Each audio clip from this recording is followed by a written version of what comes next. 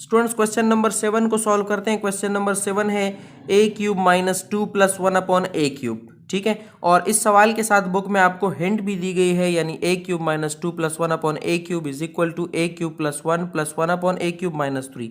ये हिंट जो है ये दरअसल इस -2 को दो हिस्सों में तोड़कर बनाया गया है हिंट में, यानी 1 में से अगर आप -3 करेंगे तो ये -2 ही आएगा। तो लिहाजा हम ये कह सकते हैं कि ए cube minus 2 plus 1 upon a cube की जगह हम ये लिखकर इसको सॉल्व कर सकते हैं। तो मैं समझ लेता हूँ कि मेरा सवाल जो मुझे हिंट दिया गया है उसके बराबर है। तो मैं लिख देता हूँ सवाल को दोबारा से, यानी a cube plus 1 upon a cube -3। ठीक है, अब मैं इसको क्या करूँगा, फार्मूला बनाऊँगा मुकम्मल।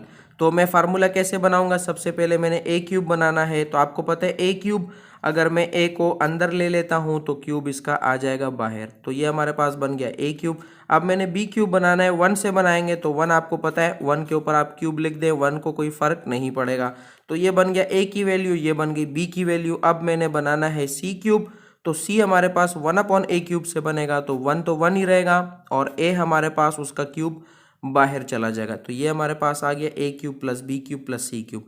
और आगे आपको पता है 3 के साथ हमने a b c की वैल्यू लगानी होती है, तो 3 हमारे पास होगा और 3 के साथ a की वैल्यू तो a है और b की वैल्यू 1 है और c की वैल्यू हमारे पास जो आई है वो 1 अपॉन a है। ठीक है, तो ये हमारे पास फार्मूले का हमने बना दिया लेफ्ट हैंड साइड। अब हमने फार्मूले के राइट हैंड साइड में जो हमारे पास वैल्यूज़ बनी है ए बी सी की, वो हमने पुट करनी है और उसको हमने सॉल्व करना है।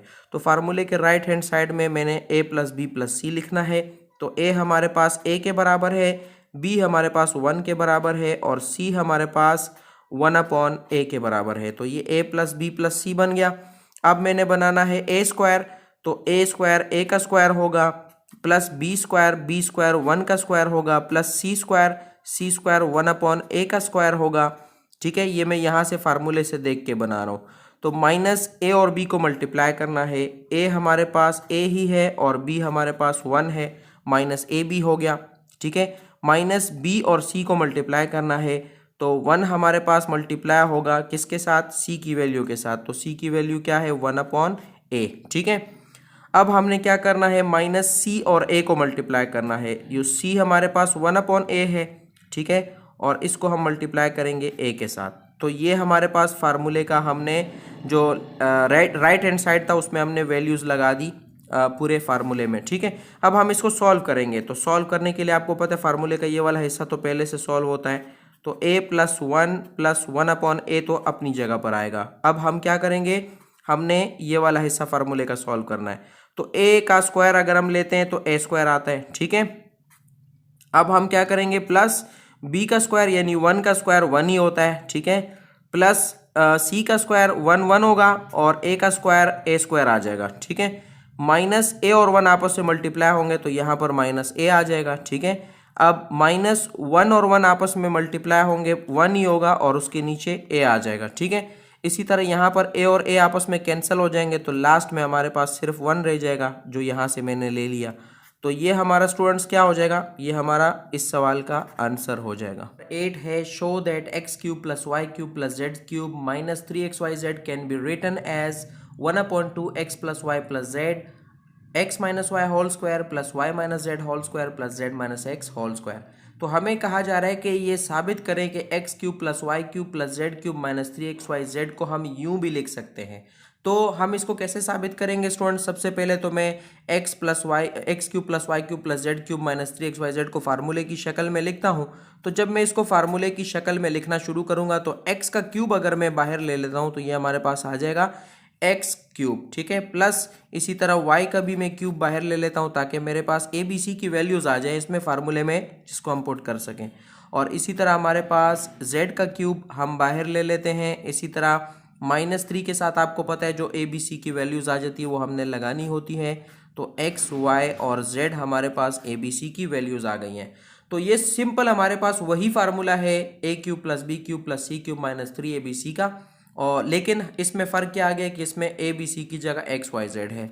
तो आपको पता है वो फार्मूला बराबर होता है x plus Y plus z multiply a square होता है तो एक्स स्क्वायर आएगा plus Y square plus Z square minus x y minus y z minus z x के बराबर होगा वो फार्मूला। ठीक है, तो अब हमने स्टूडेंट्स ये कैसे साबित करना है कि उस फार्मूले को हम यूं भी लिख सकते हैं। तो इसको साबित करने के लिए स्टूडेंट्स हमें क्या करना होगा कि फार्मूले के इस हिस्से को अगर हम 2 से डिवाइड भी करें और मल्टीप्लाई भी करें तो हम ये वाला इसका जो सवाल है, सवाल को हम प्रूव कर सकते हैं। ठीक है, तो मैं यहाँ पर लिख देता हूँ कि डिवाइडेड एंड मल्टीप्लाइड बाई 2।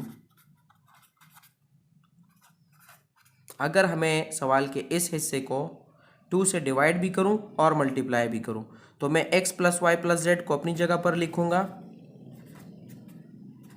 ठीक है, अब मैंने क्या करना है 1/2 से इसको डिवाइड करना है और मल्टीप्लाई करना है इस पूरे को एक और 2 से, यानी मैंने कहा कि 2 से डिवाइड भी करेंगे और मल्टीप्लाई भी करेंगे। तो मल्टीप्लाई करने से क्या होगा कि इसमें जितने भी हमारे पास x square y square z square जितने भी हैं सबके साथ 2 आ जाएगा। तो 2 आने से क्या होगा, ये 2x स्क्वायर बन जाएगा प्लस ये वाला हमारे पास 2y स्क्वायर बन जाएगा। इसी तरह हमारे पास 2z स्क्वायर आ जाएगा। इसी तरह हमारे पास 2 माइनस 2xy आ जाएगा। इसी तरह हमारे पास -2yz आ जाएगा और -2zx आ जाएगा। ठीक है, तो 2 लगाने से क्या हुआ स्टूडेंट्स कि हमारे पास यहाँ पर एक्स स्क्वायर भी 2 हो गए, वाई स्क्वायर भी 2 हो गए, जेड स्क्वायर भी 2 हो गए। तो मैं इसको अगर ओपन करूँगा तो मेरे पास ये इस तरह बनेगा x plus Y plus Z 1/2 अपनी जगह पर आएगा, X square plus X square plus Y square plus Y square plus Z square plus Z square. यानी मेरे पास ये दोनों तीनों मैंने ओपन कर दिए। एक्स स्क्वायर को भी 2 बार लिख दिया, वाई स्क्वायर को भी 2 बार लिख दिया, जेड स्क्वायर को भी 2 बार लिख दिया। बाकी इसका जो हिस्सा है उसको मैं उसी तरह लिखता हूँ -2xy -2yz और -2zx। ठीक है, तो इससे पता है क्या स्टूडेंट्स होगा, इससे मुझे 3 फार्मूले मिल रहे हैं। तो वो तीनों फार्मूले क्या है मैं आपको लिख के देता हूँ। x plus Y plus Z 1/2 अपनी जगह पर आ जाएगा। पहले हमारे पास जो फार्मूला इसमें बन रहा है वो है X square -2xy plus Y square. देखें हमारे पास एक्स स्क्वायर था, यहाँ से मैंने एक्स स्क्वायर उठाया। ठीक है, अब इनमें से मैंने एक 2xy उठाया, इन तीनों में से मैंने पहले वाला उठाया, तो इसमें xy है ना, तो मैं इसका जो अगला पेयर उठाऊंगा वो वाई स्क्वायर होगा। यानी इन दोनों वाई स्क्वायर में से एक मैंने इसके साथ मिला दिया। तो ये मेरे पास पहला फार्मूला बन रहा है, यानी X square -2xy plus Y square. ठीक है, अब एक और फार्मूला मेरे पास बनेगा और वो फार्मूला मेरे पास जो बनेगा वो होगा वाई स्क्वायर -2yz और प्लस जेड स्क्वायर।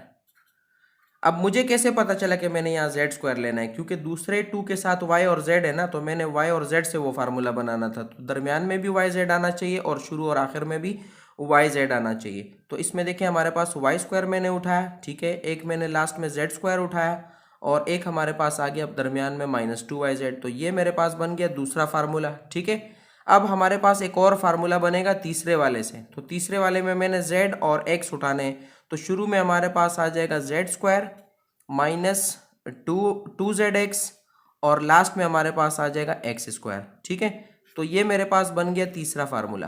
तो आपको पता है ना स्टूडेंट्स कि a square -2ab plus B square किस चीज़ के बराबर होता है, a square -2ab plus B square बराबर होता है a minus B whole square के। तो देखें x minus Y whole square, चूँकि यहाँ पर a और b की जगह तो हमारे पास एक्स वाई है तो x माइनस वाई ही बनेगा ना, तो इसलिए हमारे पास ये फार्मूला जो है ये बना देगा, ये वाला हमारे पास ये बना देगा और ये वाला फार्मूला हमारे पास z माइनस एक्स बना देगा।